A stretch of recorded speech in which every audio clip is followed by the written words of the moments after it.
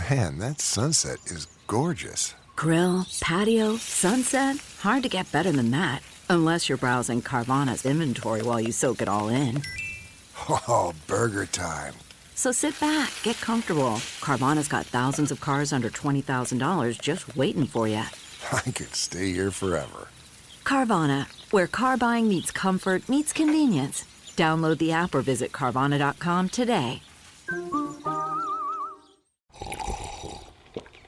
That's not just the sound of that first sip of Morning Joe. It's the sound of someone shopping for a car on Carvana from the comfort of home. That's a good blend. It's time to take it easy, like answering some easy questions to get pre-qualified for a car in minutes. Talk about starting the morning right. Just like customizing your terms so your car fits your budget. Visit Carvana.com or download the app to experience car shopping the way it should be. Convenient, comfortable. Ah. Hello and welcome. I'm Sam Harris, and it is my true honour and pleasure to host you here on the Growth Mindset podcast. I talk to amazing individuals about how they achieve their dreams and break down the strategies it takes to lead explosive tech businesses to being paid to travel the world. I deep dive into topics such as Bitcoin and FinTech, or just how to get stuff done, with the goal of increasing our own collective wisdom and making us all happier, healthier, and wealthier. Who doesn't want that? Howdy people. We have another awesome guest today from my time at the Xerath AI Accelerator. Today it's Katherina-Olivia Lacey. She is a young founder and entrepreneur who runs a logistics business based out of Singapore. She was a venture partner of the Accelerator and one of our mentors. She really gave us some fabulous advice over our time there, and boy did we drive her crazy with our issues. But I always really valued our meetings with her and was super excited to have an excuse to go to Singapore. After the interview, she casually gets out her phone and mentions we should Instagram this, and as usual I forgot to take any selfies, so that was handy. She said she'd send a quick message to her followers. Turns out she's got 250,000 followers. So maybe you're one of those people, in which case, hi, hello, welcome. And if not, yeah, sorry, I forgot to actually I didn't forget, I just never knew she had that many Instagram followers, so I didn't really ask her about her Instagram strategy. Otherwise, maybe we would have gone into breaking that down. That would have been useful. But we did talk about plenty of other good stuff to do with starting a business and running off into the sunset with your partner to launch a business when you have no idea how to run a business, which is kind of cool, and other cool life advice things that I'm sure you will enjoy. So on that note, I hope you enjoy the podcast. My name is Katherina. I guess 3 things that someone would say about me is that I am a creative problem solver, and I have huge passion for customers, understanding them. I'm a bit of a fitness addict, and I love cookies. Like healthy cookies that can help you do more fitness? No, or just any cookies? Just the Do you think ones. you like fitness so much just so that you get to eat more cookies? Obviously. I feel if you want to enjoy life, there's a lot of food that you shouldn't eat. That's why you've got to work out. Definitely. That's something I learned. I did a John O'Groats to Land's End. It's like a cycle tour in Britain, and I did it about 8,000 calories a day. So I had to eat so much food. It was insane. Yeah. And we'd go shopping every day, and when we did it, we'd always buy a whole apple pie or a bag of donuts or something, and we'd race each other to eat it. Yeah. And it was so much fun.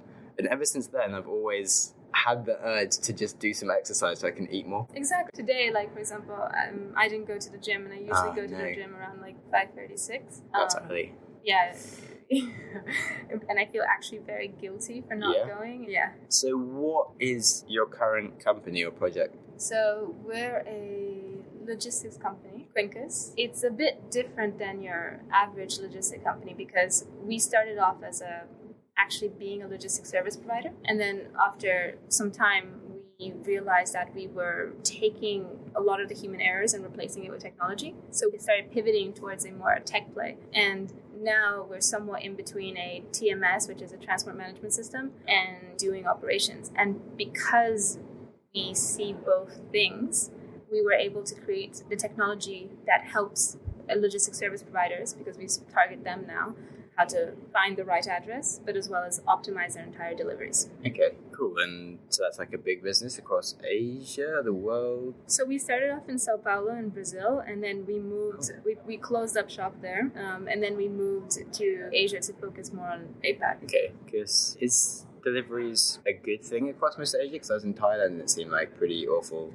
So we actually focus on emerging markets. So we wanted to create technology that allows companies, well, logistics service providers, to go into different markets, and instead of giving that like off-the-shelf product that says like here one glove fits all, our technology allows you to basically customize it to the market itself. Cool. Yeah, there's lots of like places where it's quite useful. What about Africa and like Central America? We haven't looked at that yet. It's a separate beast in itself. Okay, yeah. But Asia has been a lot of fun, especially in uncovering their issues, because a lot of the issues are similar to that we experienced in Brazil as a logistic provider. So we've been able to apply a lot of our technology here. Okay. What do you think of the future of delivery and stuff with like drones and kind of things? I mean, obviously it'd be really cool, but I think we're still a bit away from that. You know, there's still a lot of restrictions, and you know, it requires a lot of people being okay with. I mean, I guess they're trying to make like friendly drones now, so that they don't look so like scary and you know, like exactly. wasps or. Yeah, because I think a lot of times if you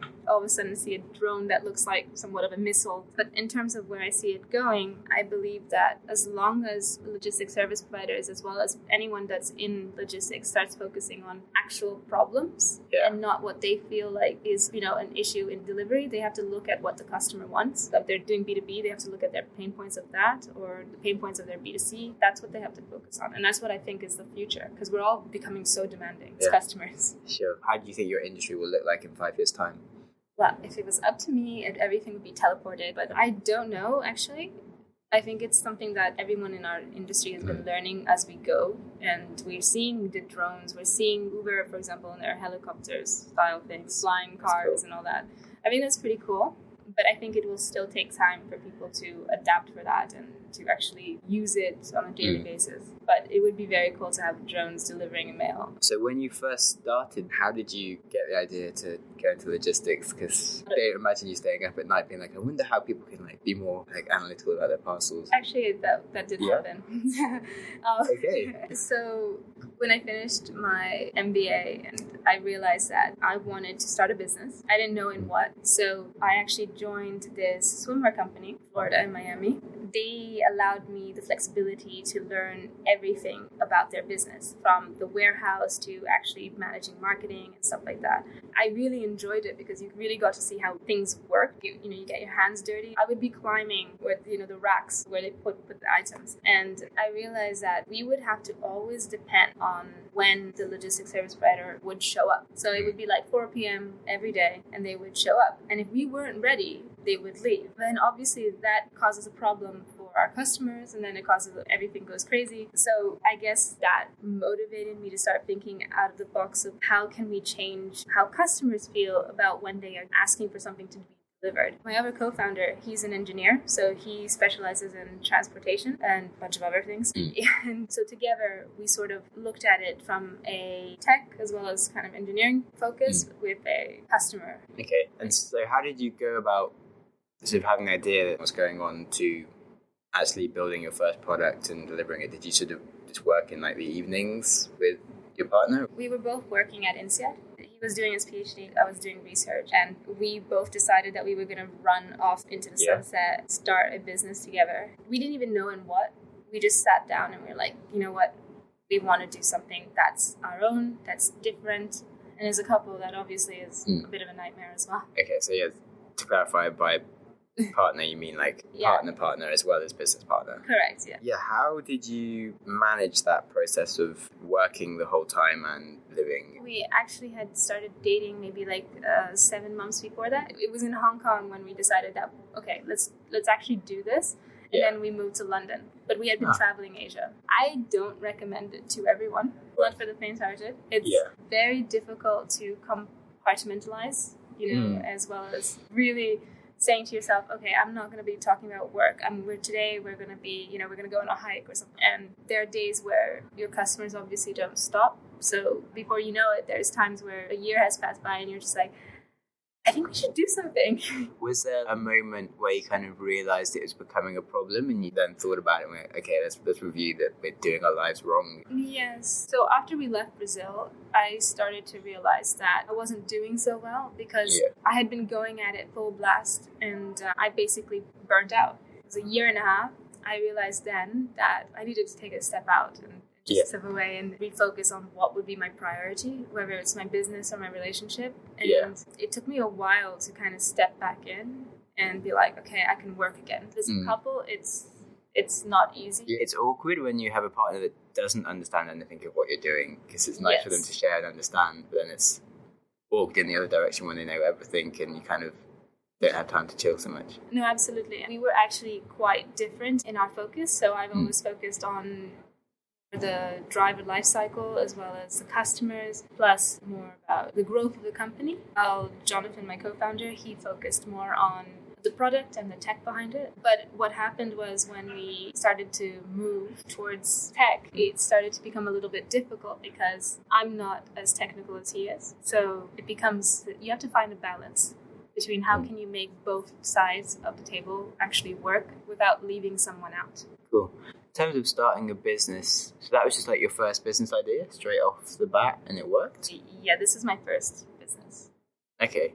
Do you think you kind of got lucky or you just knew what you were doing and just hard work? I think it's just hard work because I don't come from the logistic industry, but I think that actually worked in my favor because I didn't need to look at it in the way that people in logistics look at it. You know, I looked at it very differently. So it allowed me to be more creative. It allowed me to play more. And even till now, when we go to meetings and they have all this terminology, and I'm like, what? I don't understand. And I have to I asked Jonathan, who's a lot more experienced with this method, what are they saying? Because they're using abbreviations, acronyms for everything. So cool. Yeah, that's really similar to that. My first business was a logistics business and I went in as basically as a student, not really having a clue about the logistics business, and after a few years I started having meetings with THM and being like, I have no idea what they're kind of talking about apart from the basic levels of what I can do, and I can do it, so that's fine. Okay, then do you find being a woman in tech kind of hard? I actually don't really focus on being of course I'm a woman, but I'm not like, oh my God, I'm a woman in tech or I'm a woman in logistics, because the logistics industry is quite male dominated. Yeah, for sure. I just look at it as more of, if women wanted to be in tech, they should be in tech. If they want to be a founder, they should be a founder. They shouldn't just be like, oh, there's so many obstacles in front of me because of men. No, there's lots of support systems. People get together. There's a problem with who you're working with. If it's a man, you'll work with someone that's more... and I've worked with plenty of men who are idiots. And exactly. So as a woman in tech... As a woman in tech, I'm not the person to be like, yes, I'm a woman. So it wouldn't be like a flag bearer. Oh my God, I'm a woman, guys. It's just like, I'm just a person. Exactly. I have no problem rolling up my sleeves and going talking to drivers. And I do it actually in full skirt, full dress. And I don't even care. They're just staring at me going, should we even take her seriously? And then I open my mouth and it's a very different situation. Cool. Okay, so how did you go about growing your team? Our team shrunk, so because we were first a courier and then we stopped doing that and focused more on tech, we're actually about 4. Okay. So I focus more on sales and customers, and Jonathan is more on the product and building it, but he also codes, so that's handy. And then our CTO, Ben, he's an algorithm genius. We have also a CFO. And he's quite versed in also some legal side. So our team has always been very small. Scalable. That's good. So it's software as a service. Our customers now logistics service providers. What do they get from you? So they get our technology. So we have 2 engines. One is called a geo engine. In emerging markets, it's actually quite difficult to find addresses. And a lot of customers actually input their addresses incorrectly. So we're able to decipher a lot of that and actually give the logistics service providers the correct address. Yeah. So that's one thing. And then the second thing is basically we handle all the way from when the customer orders all the way to route allocation and to the drivers delivering. We automate that process. Yeah. So instead of having people, we place the people with technology. Okay, that makes sense. And how do you go about finding customers and making sales? There's not many logistics service providers. They're quite known, so it's not like I have to hunt them down. Did you just have to pick up the phone and call people or go to networking events? How did you... LinkedIn, actually. Yeah? I never approached LinkedIn as I want to look for a job or whatever. I looked at it more as a learning opportunity, because as a person that's interested in their customers, I still want to know what are the struggles. And then if I'm able to say to them, look, I think we have something that could maybe help you, then it becomes interesting. Okay, so you... But I would never do like a full-on cold sales pitch. Yeah. Yeah, not right away. Okay, then changing things, as well as running the business, you're also an investor? It's mostly because if I believe in something, I like to stand by it, whether it's advising them or maybe making a small investment in them.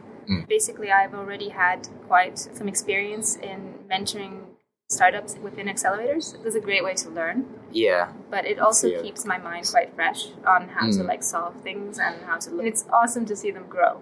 Yeah, so, definitely. You see them from one thing into another, and then, if you're part of that, and I think that's what drives me, like if you're part of something like that, or at least you've known them for a long time and they've seen, they've told you their problems and so on, they've overcome them, that for me is like, I'm so proud. Yeah. Yeah. So. Cool. That's really nice to hear. What's your kind of goal? So one of them is mentoring and helping people, but then what do you hope to have achieved in like the next 10 years? I don't see myself in the corporate world, so I guess the only thing left is just continuing to invest, as well as maybe even do another business. But as you know, it's a big commitment. There's always things that happen. Previous business, you have to still kind of lick your wounds. I think I will need some time to I lick my definitely wounds. took some time out after my first one to just try a few things with no intention of really like doing them full time, just as like nice side projects, and like did music production for like half a year, just to do something completely different and refreshing. But back to the plan then, so you're building the business to sell it? Yes. So that's why I'm so busy. It's the most exhausting thing. Get an M&A advisor. We would not have survived till now. It's so much project managing. Okay, cool. But you're kind of trying to find one company that will buy you then? That's normally how it works, right? But so you're talking to a lot of different people about the process, and sort of they've written up like the business of finances and how much you're worth. Actually, with technology, it's actually quite difficult. We actually do it based on cost savings. So how much we could help them save, and obviously it becomes a bit discounted because we're still a very young team. Even if the cost savings are ridiculously high, you can't say like, oh yeah, we're worth 100 billion. So it's a pity, but we basically allow them to set a range. With the range, we kind of talking it out. Yeah, sure. What are you kind of hoping for? In terms of price, I cannot say that because if I jinx it, then I will Okay, $1 billion, of course. Yeah, of course. Nice. Okay, in terms of the future, what would the future be like in 10 years' time if it has your way, apart from being able to teleport everywhere? I would like to have 2 dogs. 2 really fluffy dogs. Okay. Yeah. Big fluffy, small fluffy? Big fluffy, because I love dogs. Yeah. They bring me such happiness. I would like to have a charity. So I'm adopted by my grandparents. So I would like to actually form a charity or some type of foundation to help prevent illegal adoptions in emerging in any country, to be honest. Yeah. But it's actually a thing that children get illegally adopted. How does that work? So most of the times the children, they're very young, and the cases are they would tell the parents, we will take care of your child. You don't have to take care of the child. You'll get your child back when they're 18. Okay? And then they'll be able to help provide for you.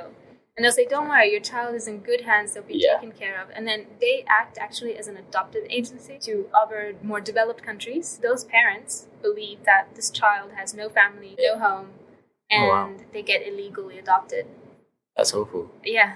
Yeah, you should start that. It's specific. I like that. I'm not trying to conquer the world with one charity, but it's something that I'm really very passionate about. Cool. But you're passionate about it, not cool that it happens. Exactly. Yeah, it's good to have like purpose. That's awesome. Yeah, I hope to hear more on that.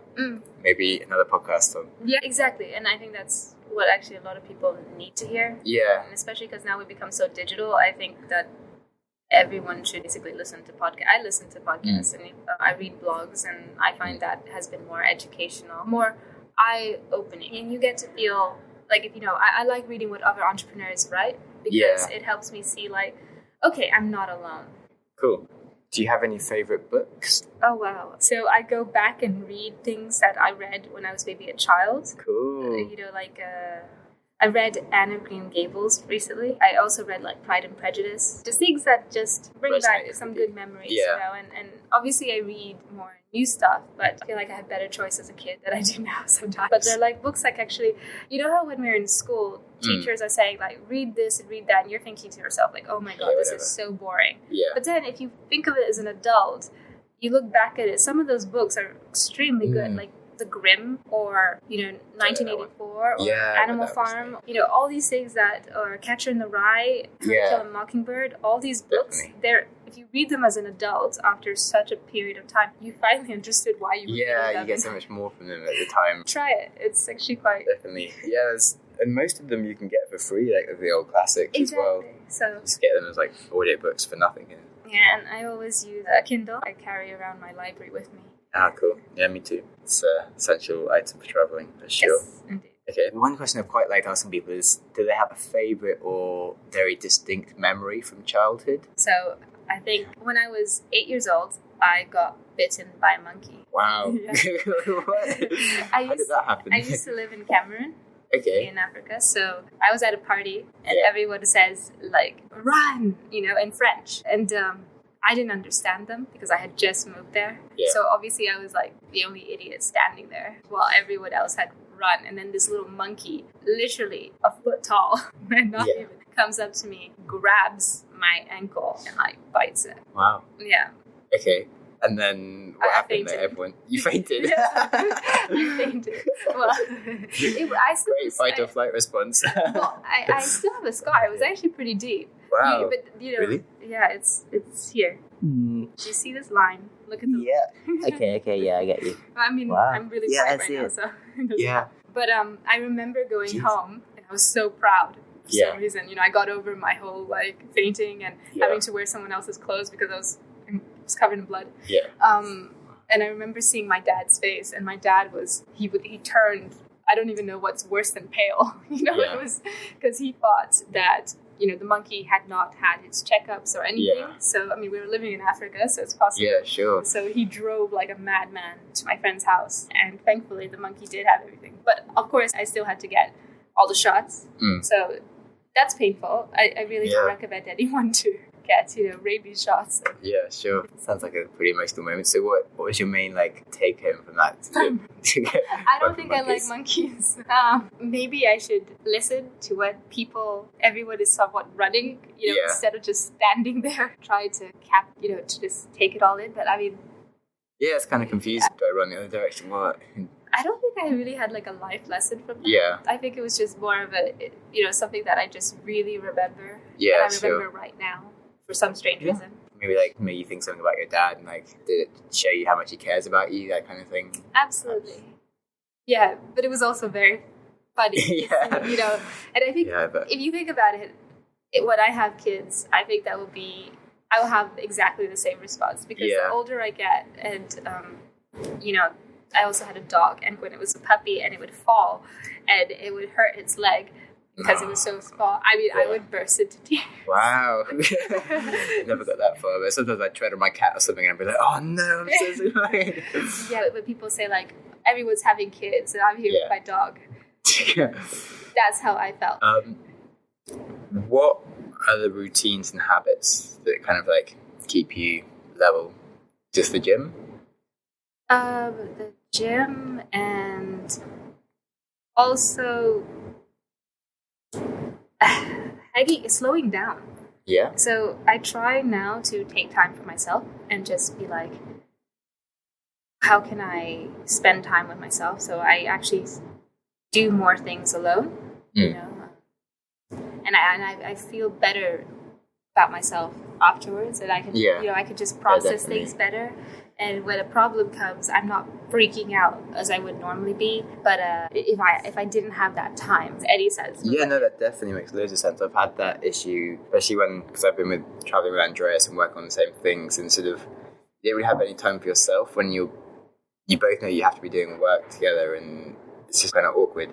Yeah. Whereas it's nice to just sort of get up in the morning and think about how to do my day from my own point of view, or like have a few hours to wind down Exactly. at the end of the day. Exactly. And I think that's something that we all forget to do. And Yeah. especially in our line of work, when everything is like firefighting and everything is always on top of you, you don't feel like you can breathe sometimes. I make it a point to take a few moments every day.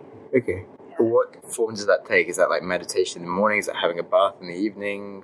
Actually, I love movies. So Okay. I will binge watch sometimes. That's mostly on the weekends if I really have nothing to do. I like to the gym in the morning, and then I like watching a movie at night. So I Okay. tend to do that quite religiously. Cool. Yeah. Oh, I know who to go to for movie tips then. Yep. Okay, if you could gain one quality or ability, what would it be? I think I would pay more attention to those around me. I have a tendency to become a bit selfish. I think it's a form of protecting myself, and especially because work is everything. People tell you don't make your life your business. Your Yeah. business is a business. But Your life office, is a like- life. Exactly, but you forget halfway through it because you're so overwhelmed with everything. You're like, well, technically, and then you forget to ask people, "How are you?" Instead, you just start talking about yourself and your problems, and then before you know it, your friends don't want to be friends with you, and you're just like, "Why?" You know. So It's really funny. yeah, I think Yeah. it would be more about paying attention to other people. That's really good advice. And I think sometimes some of the advice you get from people, that is often advice to themselves that they're not actually paying attention to enough. Well, I actually had a friend that called me out on it. It really took me a moment. But then I did the ultimate thing. I went on my WhatsApp and I started messaging all the people that had forgotten to respond back. And then by the time that I got back to Singapore, Yeah. I had like 45 messages from different people. And I was just like, this is why I don't message people. You know, because now I don't actually have the time Nightmare. to respond back. Yeah. I Yeah. try. Good luck with that. Thank and you. do you have any questions you want to ask me? I would like to know more about what you're going to be doing. Okay, perfect. All right. Yes, It's a wrap. Thank you. Thank you. That's all we had time for in the interview, and I hope you really enjoyed that. As always, I like to give my main lessons and break down a couple of insights. So, number one, you really can just decide to quit your job and go off into the sunset with your partner and start a business, even when you don't know what the business will be. Now, this may sound a little bit reckless and silly, but if you aren't happy with your situation, you really can just aim for your own dream, and however you want things to be, even when you don't know exactly what that is, you can definitely just get there if you work for it. And I find that really, really inspiring. Number two, following on from that, you don't need to be specifically qualified or running a big business to aim high and to secure big clients. If you believe you solve a problem for people, then just do it. Go talk to the big scary companies that you should be talking to. I was really surprised to find out that they're only a team of 4 people and yet they're working with all the big logistics providers. It really shows you can run a great business by just keeping a small, simple team and trade with the big boys. Like, how awesome is that? Number 3, the importance of self-care. Whether it's meditating or taking a walk or watching movies and hitting the gym every day, it's important to just take some time for yourself each day to ensure you have balance in your life and that you're doing things on your terms. There's a huge shift in the mentality between you choosing to be there and working on the things that you really need to be working on versus your startup making you work for it the whole time, and you're just always putting out fires and you don't know where the next fire is going to be, and you just kind of lose your self-control and everything just starts getting a bit out of hand. And I think taking time for yourself just gets you to be a bit more level-handed, to be a bit more level-headed about everything and more positive in every way. And of course, lastly, if everybody is screaming in a foreign language and running somewhere, probably just follow them. Like, even if they only seem to be running away from a small monkey, just follow them. Sorry, cat. And now, onto my other thing, books. I love books. And so does Kat, it turns out. She's a big fan of the classics, which you can totally download for free. Win. So she mentioned Pride and Prejudice, To Kill a Mockingbird, 1984. If you had to read them when you were younger and you didn't get them that much, I really would recommend picking them up again, as they are actually great pieces of writing and super interesting. And you can see so much more into them that your teacher told you and probably went over your head at the time. And if you never read them, then sort your life out and go and read them. You can just search free audiobook player in any app store and you can get an app that downloads all of the old classics for free, so no excuses. You've listened to an episode of the Growth Mindset podcast. If you enjoyed the show, please subscribe on your preferred app and give me a good rating. I would add, it's been proven that people that give good feedback demonstrate higher IQ and generally just have this irresistible gravity around them that just makes everybody want to be their friends. If you are unable to give good feedback right now, try sharing the show with a friend who will, or just wait for the show to improve. If you have any ideas for the show or you just want to reach out, I'd love to talk to you. On Twitter, I am at Sam Harris Tweets or Instagram SamJamSnaps. You can find the show notes on Medium if you search for the Growth Mindset podcast. Thanks so much for listening, and I hope you enjoy your next podcast.